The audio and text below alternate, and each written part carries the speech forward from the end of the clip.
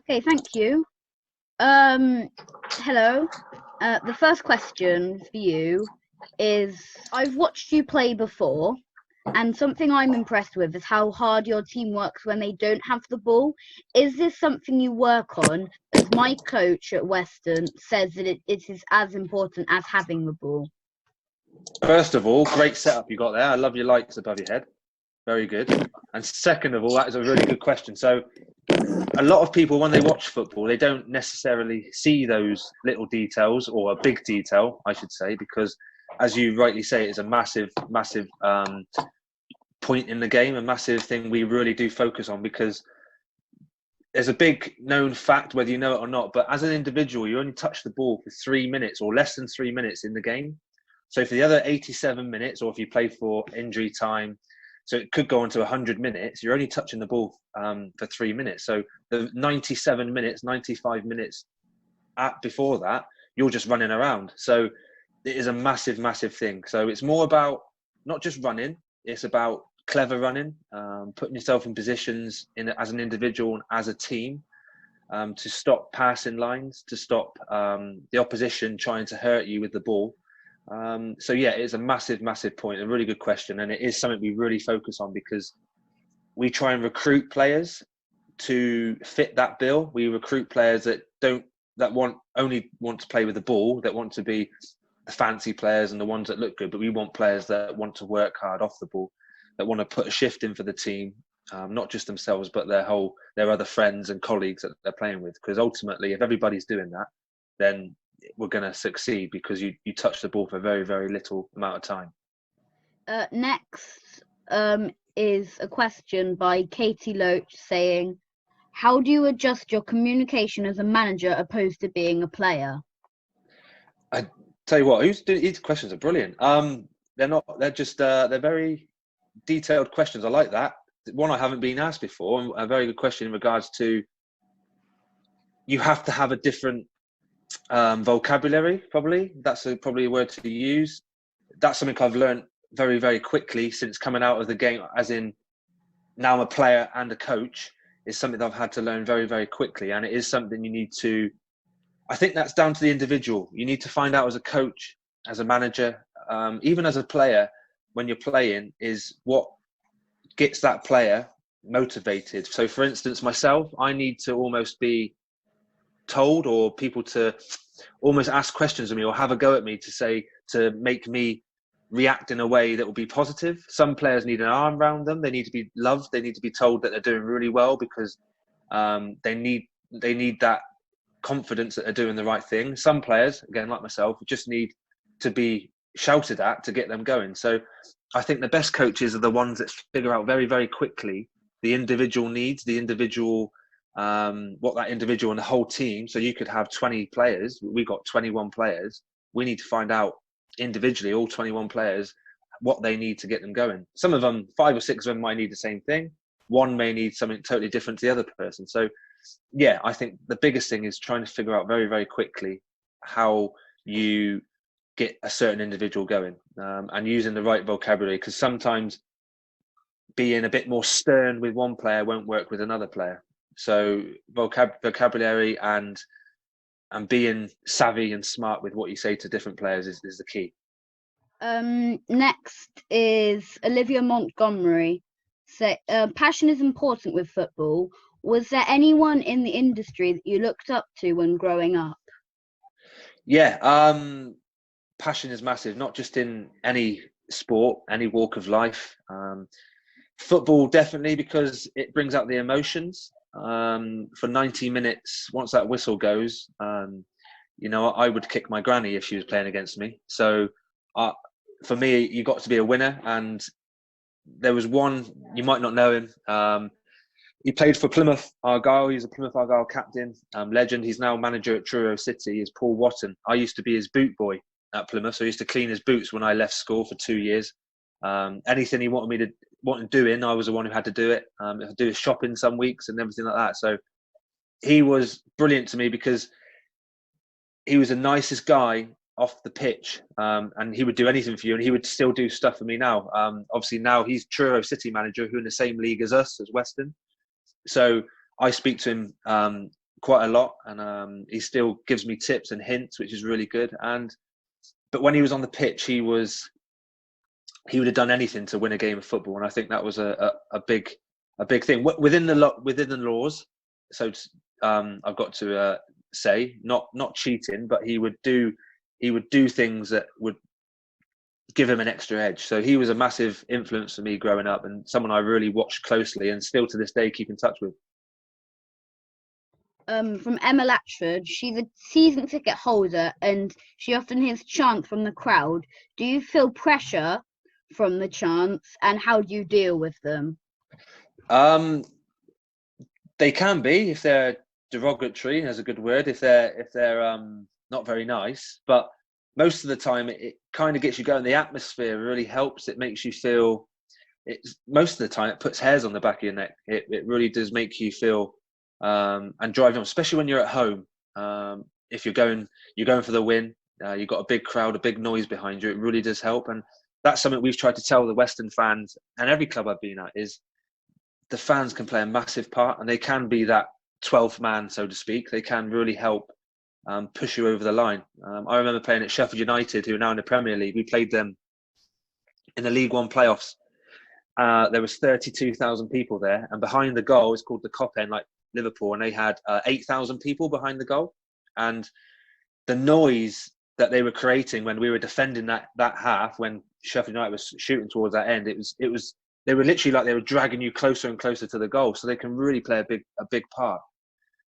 At Western, they're really good. They're really vocal. Because it's a smaller crowd, you can hear the individual voices a bit more, which sometimes helps, sometimes doesn't. But as a football player, you've got to be open to criticism. You've got to be open to people telling you you're doing well. So you've got to take both with the right level and deal with it the right way. But I really do feel the fans can really, really help. So I always make a big point of that when every club I'm at, is making the fans feel that they're really, really helping us, because they are. I'm not just saying it to get them on side and to keep them liking us, but I really do believe they can help. So whenever you're at a game and you're cheering, believe me, we can hear it, and it really does help. Next, we're moving on to Shannon with some of the questions that she has. Okay, thank you, Henry. So my question is, which football manager's leadership skills do you most admire, and why? Would you? So do you want me to do one that I've worked with, and then one that I haven't worked with that I look up to? Yeah, I'll do that. So one that I've worked with, I've been very, very lucky to work with some very, very good managers.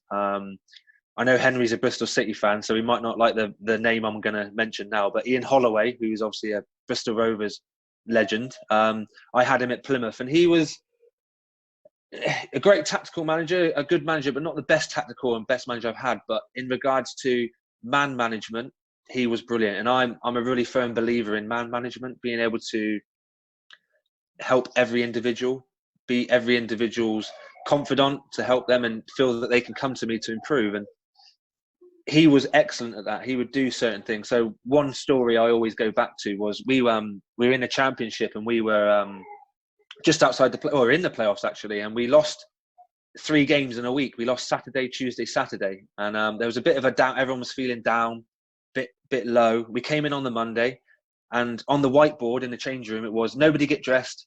Meet me down in the video room at 10 a.m. So we were thinking, what's he doing here? This is going to be weird. Get down to the video room. It's all black. It's got a big screen. He's made it into a little cinema room with bean bags and sofas and chairs. He's got Snickers, Mars bar, Ginster's pasties, because we were sponsored by Ginster's. Some cans of Coke, everything you want, like you're at a popcorn, like you're at the cinema. And he made us watch Coach Carter, which is a really good film about basketball in America. And we were thinking, what's this? He went, all you got to do is watch this. As soon as it's finished, you can go home, and I'll see you tomorrow. And then didn't say anything else, didn't talk about anything else. And the next 3 weeks, we went and won 5 games in a row. So whether that was the meaning we won 5 games in a row, I don't know. But he was just very good at knowing the right thing to do at the right time. And then looking up to managers now, obviously, I don't think you can look any further than Pep Guardiola at Man City at the moment, because of the way he gets the best out of people, the way he gets the best out of individuals as his team.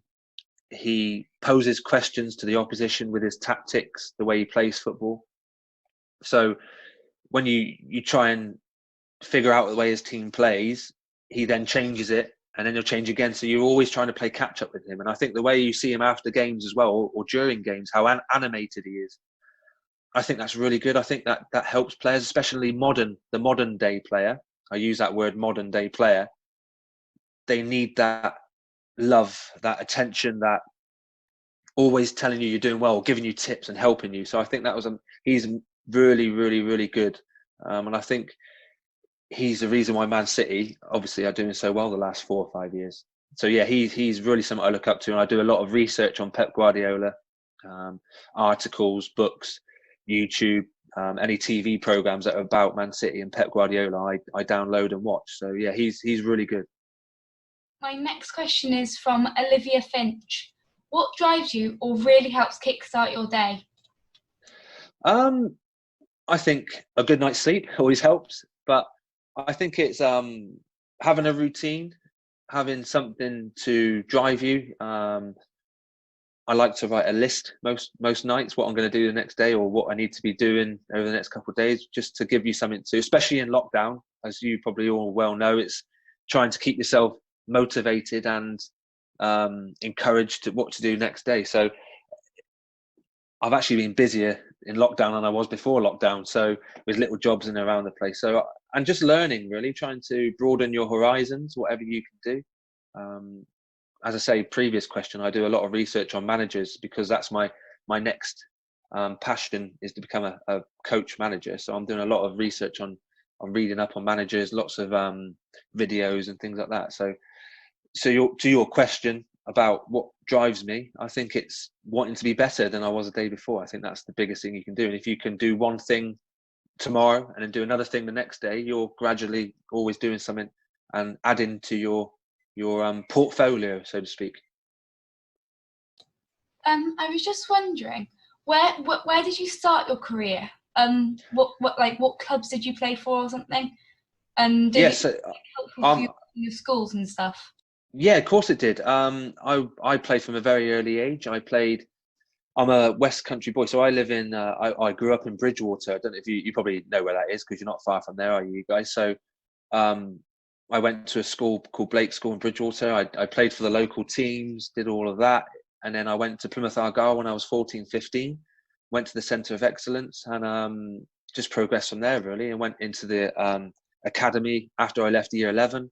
Did 2 years and then became a professional. So you should never put in anything you do is never put pressure on yourself to be in a football team at a young age. You should enjoy your football. I really believe that whatever you do, whatever sport you do, whatever you do in your life or job is enjoy it. Don't worry about thinking, oh, he's at Bristol City or she's at Bristol City. He's at Bristol Rovers. He's in the academy and we're 14, 13.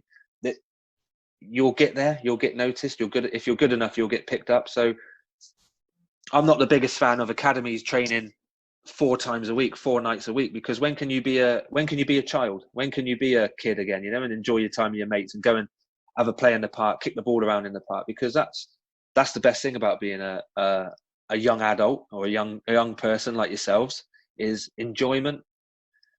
So for me, I think just enjoy yourself, whatever you do, whether that's football, rugby, hockey, sport, whatever you do, just enjoy it. My next question is from Emma Hewson. Which manager got the best performance out of you and why? The best manager, he was the best manager I've ever had. It was a man called Graham Wesley. So he, a manager in the Football League. He was my manager at Stevenage for 4 years. Then he took me to Preston. He's like Marmite. You either like him or you don't. I loved him. He would do anything for me.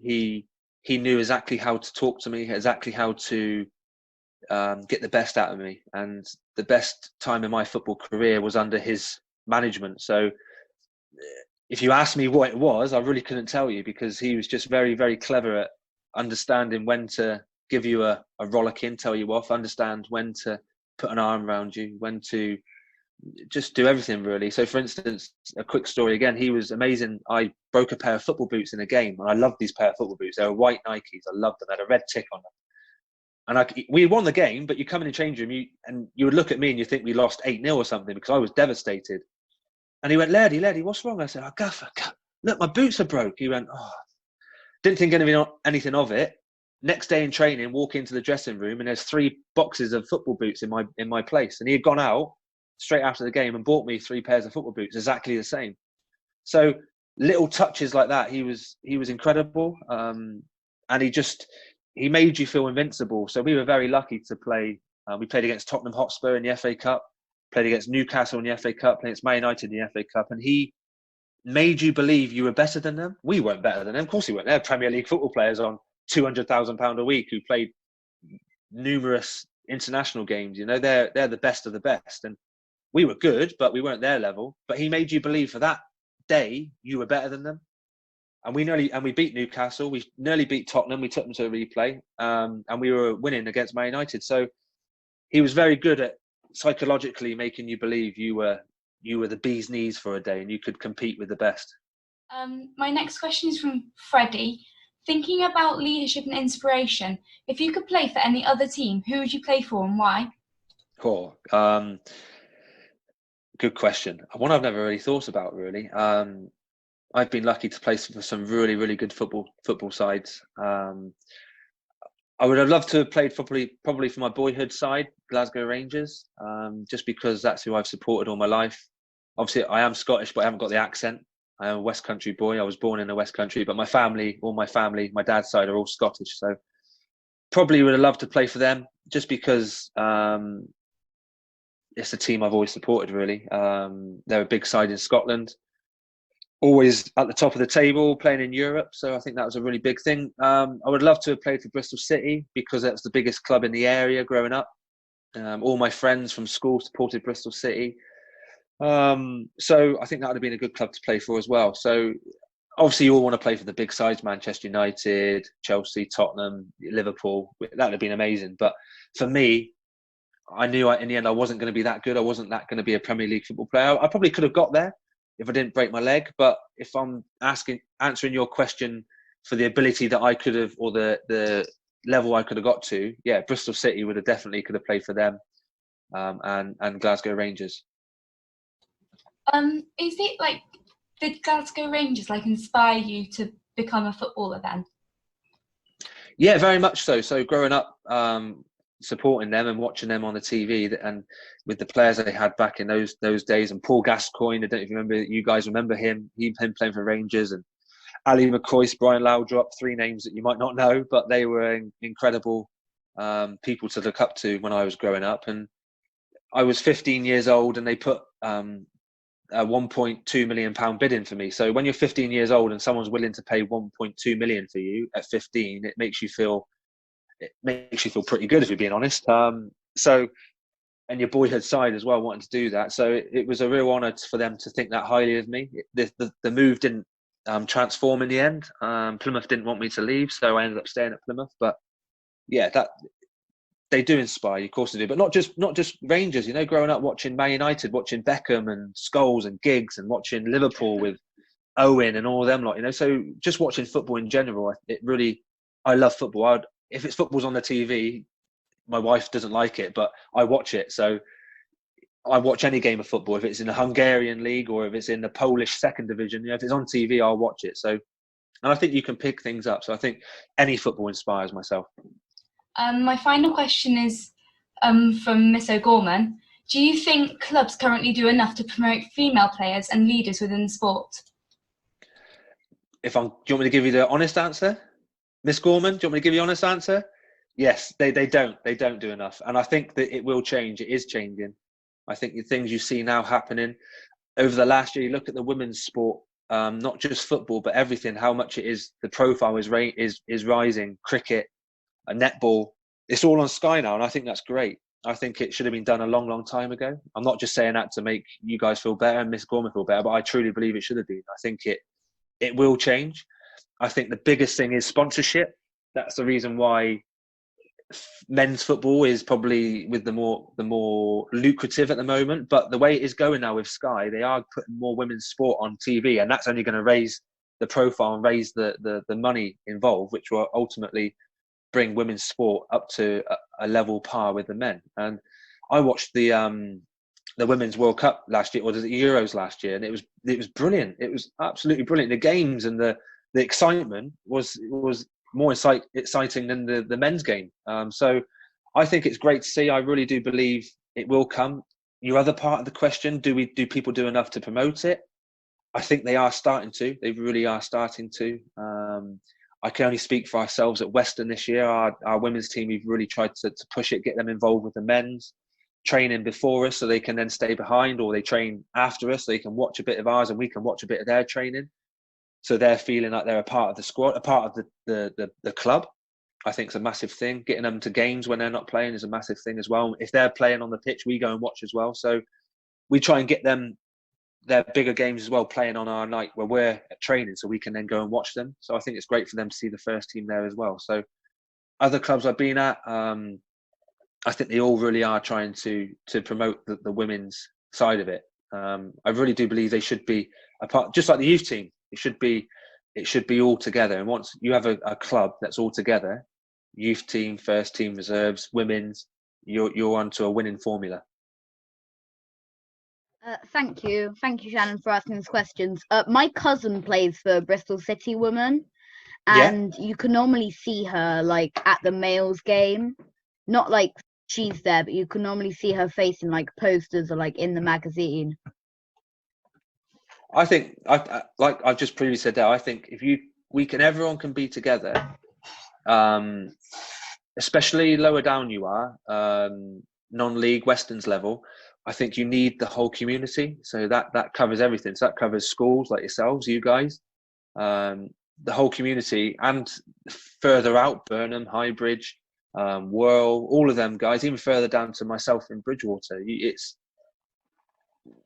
You build something. That takes time, by the way. It takes a bit of time. It's taken me and the gaffer at Western a year now to start building something, which we've really started to do now. So things like this take time, and it is going to take time for the women's sport to slowly get to the levels it should be. But it is starting to do that. You've got obviously the American women at the moment making noises, which is great, which is going to help everybody in the world in the end. So yeah, I think if everyone carries on doing what they're doing, I think it'll really help. I think Forest Green did a really good thing, appointing a woman to their academy. The head of their football academy at Forest Green Rovers is a woman. So I think that's really good, and she's doing really well there. So hopefully we can see more of that as well. Yeah. Next, I'm gonna hand over to Tom to ask some more questions. Hi, Scott. Hi, Tom. Was it nice playing for a club nearer home, especially when with Nanny Pat giving £1 for every goal scored? Did you get extra for scoring against Man U? I tried to get extra for scoring against Manchester United, and she said to me, this is her exact words, "No, Scott, it's not written in the contract. It's always £1." So I said, "Come on, Nan, it's one of the biggest clubs in the world." She said, "No, it's £1." So I didn't argue with her. So, I think little things like that, little stories like that are great. She's always done it since I was younger than you guys. When I first started playing football, every time I scored a goal, she would give myself £1. And it's not just myself. I've got 3 brothers. She's got other cousins. I got cousins that play football as well. So she was out of pocket some weeks if we all scored. It's great to be near home. I've been very, very lucky in my career to play all around the country. I played in London. I played in the Northwest for Preston, Northeast for Scunthorpe, played in the Midlands with Walsall. Got a bit closer a couple of seasons ago at Forest Green in Gloucestershire. And then now to be back home in Somerset is really good. And I'm really, really enjoying my football, enjoying not just my football, but my life out of football as well. I've got a really good job at Millfield School, coaching their football first team, and it works really well with Western coaching them, playing there as well. So I'm really, really happy. And a lot of people have asked me this question, and I'm probably happy as I've been for 3 or 4 years now, with the whole package of life, because football is amazing. I've been very lucky to be paid for what I've loved to do, but it's a cutthroat business. It can be very, very lonely. It can be very, very tough. The lows definitely outweigh the highs, because the highs only last very, very quickly, and the lows last for a long time. Losing games, losing big games, they stay with you forever. When you win a game, it's quickly gone because you've got to worry about the next game. But when you lose, it can stay with you for a long time. So being back home is brilliant. again, back to one of the first questions, I think I should talk to Shannon or Henry, was just to enjoy yourself, whatever you do. And I'm certainly doing that now, which I'm very happy about. Now on next question is from Dawson. Do you want to ask a question? Hi, my question is, how has your club been impacted by the coronavirus pandemic financially? Forwarding from that, how do you think it's going to go forward in the future, and how are you going to recover from that? Yeah, this is a really, really $1 million question. I wish we had $1 million for Western, but it's one we're going to have to just go with, one we're going to have to learn on the job, learn every day. Every day is going to be different. It's been tough because you don't know the right thing to do. So the biggest thing for myself, and I think everybody, is we don't have a date to work to. So if they said to us, right, your season's going to start in October, at least we have a date to work to. We can plan, we can adjust till then. But the fact is, we don't know when we're going to start. There's I heard a few rumours and talking at MPs recently that they're thinking of a September start, October maybe. So at least then we can play again, because the biggest thing for non-league, especially at our level, is we need to play to keep our club alive. We need the fans to be there to keep our club alive. So the higher up, they've got untold amounts of money where they can obviously they can. It's going to hurt them as well, but they can survive for longer than we can. So we've just got to do the right thing. Also, we've got to think about signing players as well, because if we're not being proactive and we're not talking to players, we will ultimately miss the boat. So, but then you don't want to be, the word I want to use, you don't want to be misjudge the situation and upset people, because it's a horrendous situation we're in. People are dying and it's awful. So we don't want to come across that we're doing the wrong thing, but ultimately if we're not being proactive, we'll miss the boat, and we'll be, once we do start, which we will start again, this will go, we will get there, we'll be further behind, which we don't want to be. So we've got to get that balance right. I think you've got to find a balance. That's the biggest thing.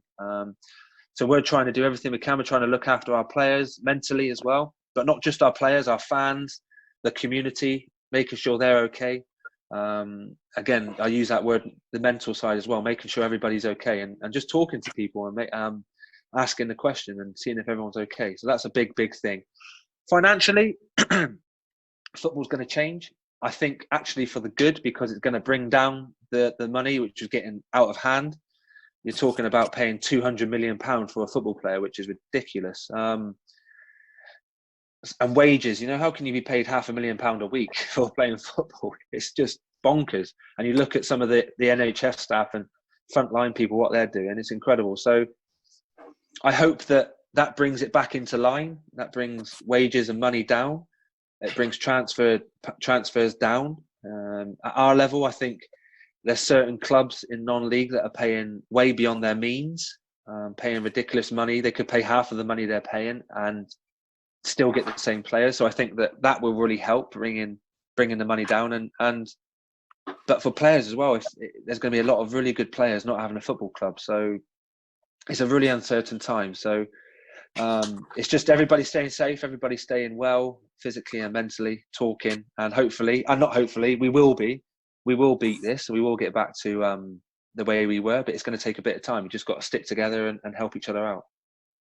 The next question is from Jack. What's the biggest difference between being with a club that is in the Football League compared to a non-league? So the obvious one, the biggest one is they train every day, is full time. Every day you wake up, you go to training, and then you go home. With non-league, you have to work. So you work in the day, and then you go straight to training, or you work on a Tuesday. If we're playing on a Tuesday night, some players, they work 7 till 4, 7 till 5, and then they come straight to football. They're not getting, especially if we play away in London or down on the South Coast, they're not getting back till 3 o'clock in the morning. So that's the biggest thing, and I take my hat off to them. What they're doing is incredible, and I think the biggest thing is 1 to 11 or your squad. So we've got a squad of 21. In the Football League, you have a squad of 21, maybe more. All of them players are probably above average, whereas in non-league, you can have 4 or 5, 6 or 7 really, really good players that probably could play professionally. but for whatever reason don't. And then it's made up of other players that are just good for the non-league, which are really good players, but won't be good enough to play in the Football League. So I think that's the biggest thing, is when you play against the bigger teams, the Football League teams, is the fact that every single player is very good. Whereas in non-league, they're good, don't get me wrong, but they're not up to the quality of what they are in the Football League. And also what's open to you as well in the Football League is every day you get people you can talk to, as in nutritionists, you've got your physios, you've got your coaches, you've got lots of things that are open to you to make yourself better and get the best out of you physically, mentally, and as a footballer. Next one is from Jack Clark. Footballers do a lot of travelling to and from matches. Do you and your team have a plan to offset the carbon emissions from that? Yeah, really good question. So this is something that is, again, coming quite big in not just football, but the whole world, is this. As a club, I know literally we only had a meeting a week ago about how we can deal next season about our coach travel. Last season, we made sure if we were in a certain radius of the club, we wouldn't take a bus. We would make sure we go in cars, but we wouldn't just go individually.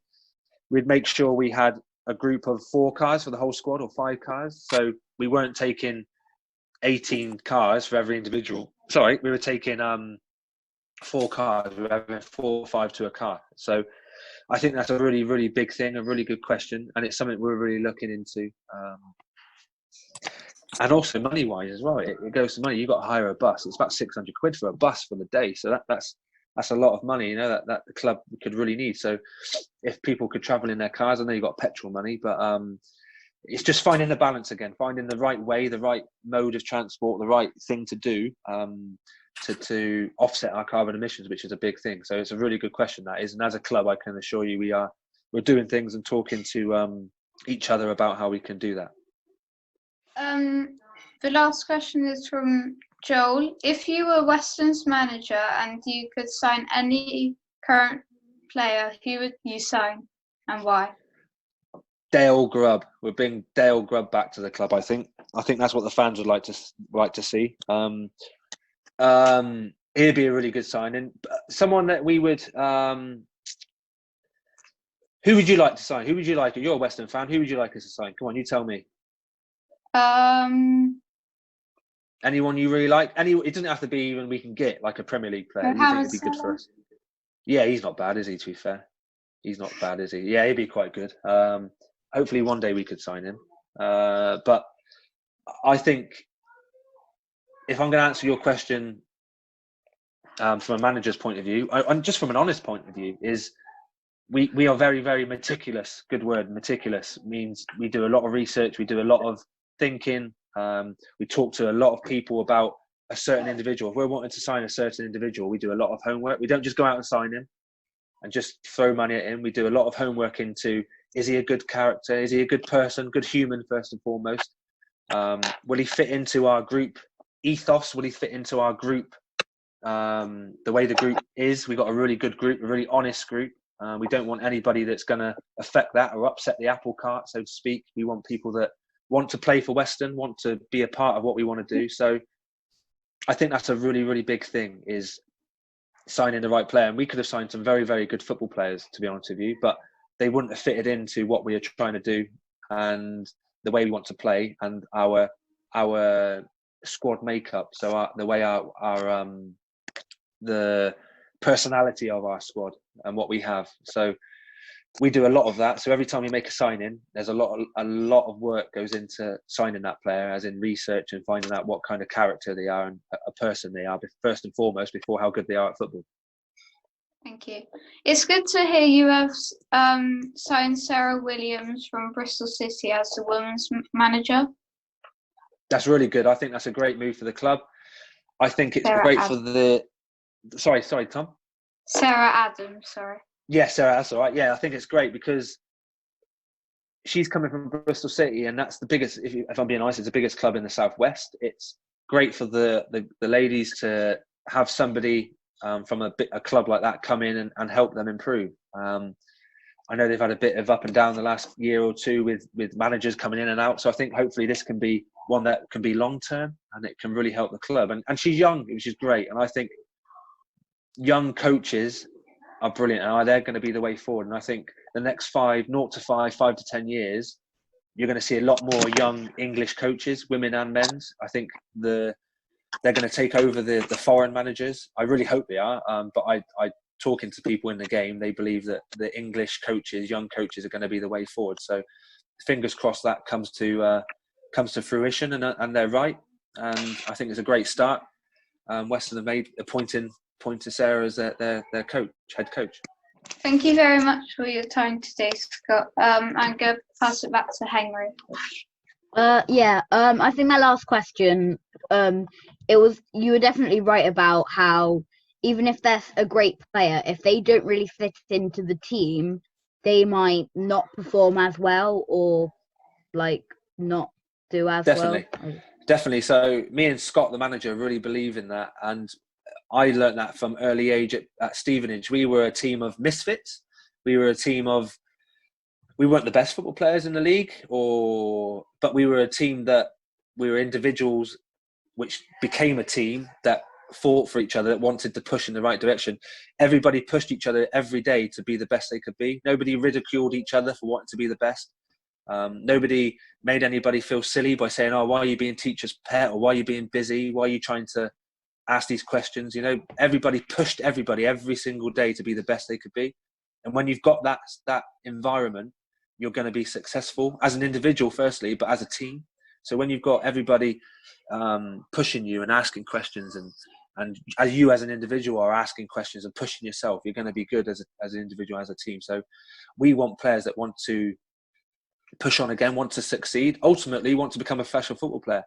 We don't want them in our club in 2 or 3 years' time. We want them to be professional football players. So we want, at that time they're with Western, they're ultimately going to help us, but we're ultimately helping them realise their dreams. And the only way you're going to do that is by being the best you can be every day, and don't let anybody ridicule you for wanting to get better, because that's one thing I really disliked as a young person, as even now, is when you might not have heard the term, "Oh, you're busy. Why are you being busy?" I think that term is used by lazy people that want to do the bare minimum, that don't want to progress, that don't want to get better. So those people, don't worry about those people.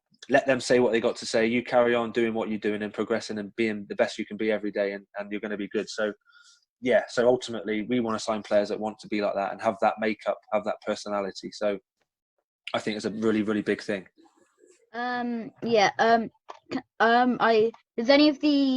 Does anybody else have a question or would like to say something? It's got brilliant that you've found time to come on, and fascinating your experiences playing professional football. I mean, you've been a professional footballer since your teens, and hopefully you've still got a long and fulfilling career ahead of you in coaching or in management.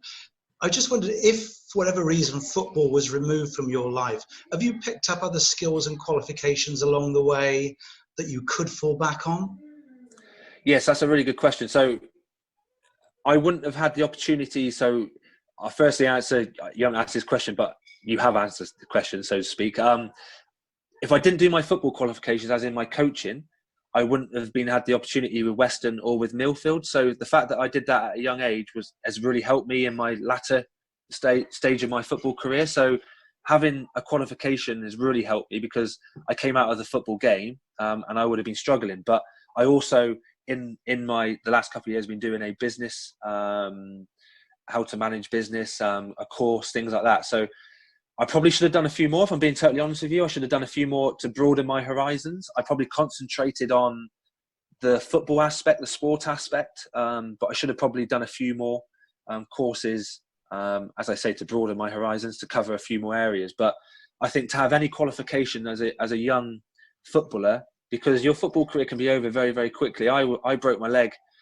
the day before. I had Bristol City accepted a bid. Preston accepted a bid from Bristol City for 2.5 million. I've been called up to the Scotland national side to play against Slovenia for the first time, and then 24 hours later, I broke my leg, and within a split second, my career could have been over. And I'm lying there on the pitch, looking up at the stars, with 20,000 people in the stadium, and I didn't hear anything. I just heard silence, thinking, and a voice in my head saying, this could be it.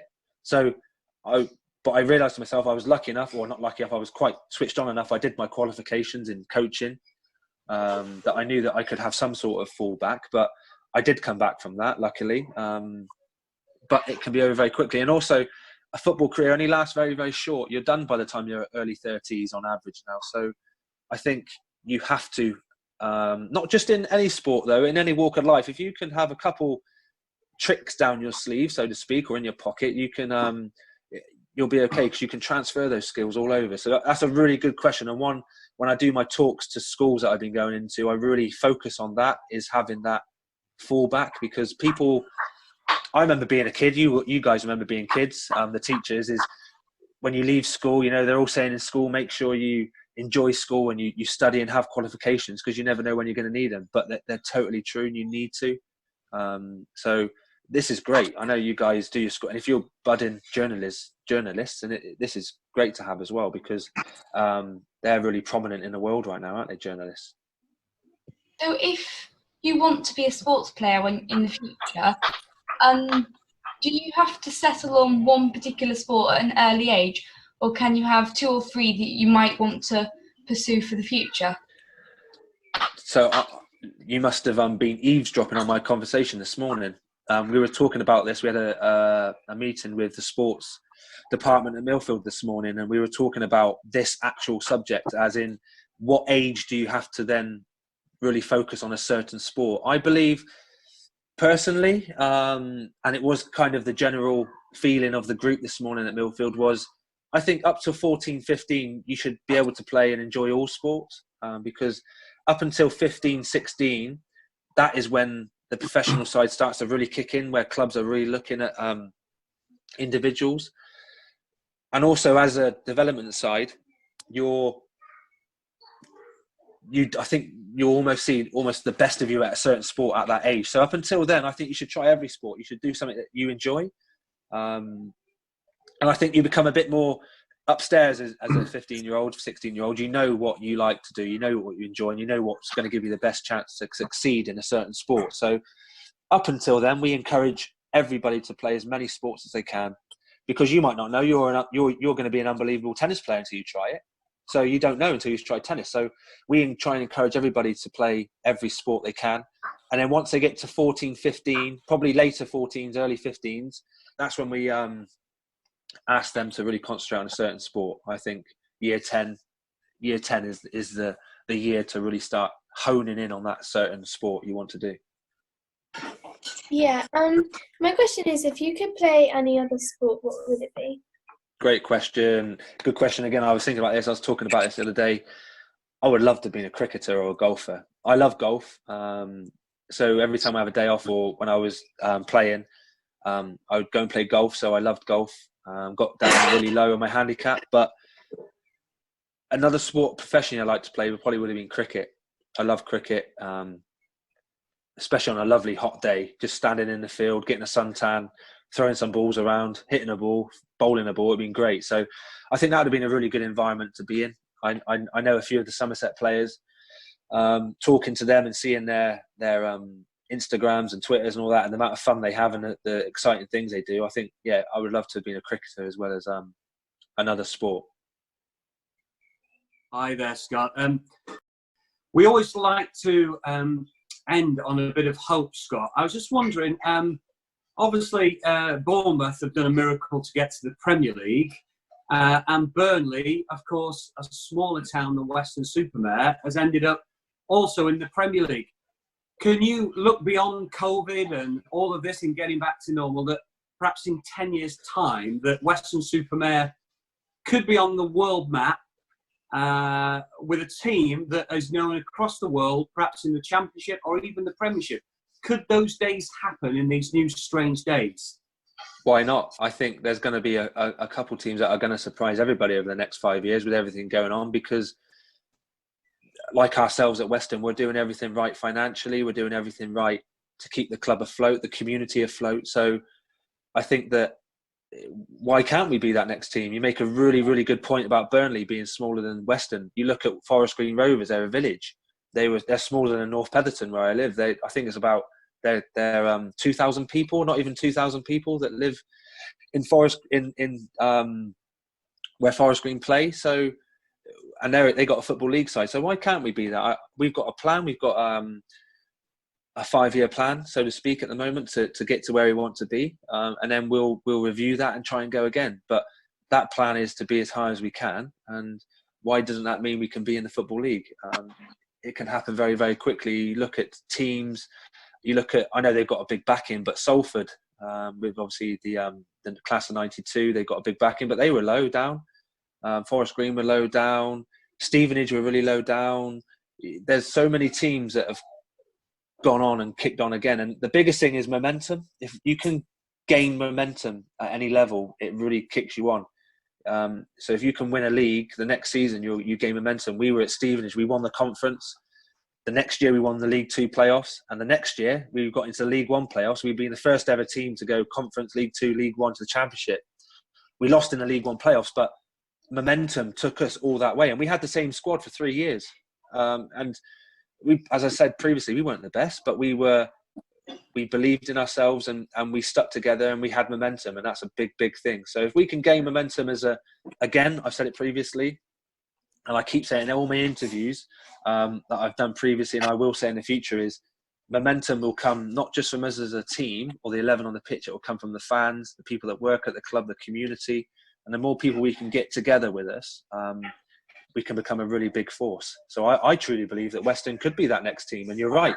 Why not take advantage in the right way of the situation that's happening now and really raise the profile of Western? It's a big area around here, big catchment area. And I think there needs to be another team to rival the 2 Bristol clubs, rival Cardiff and Plymouth and Exeter and Torquay and all that. So, and Yeovil. So why can't we be that team?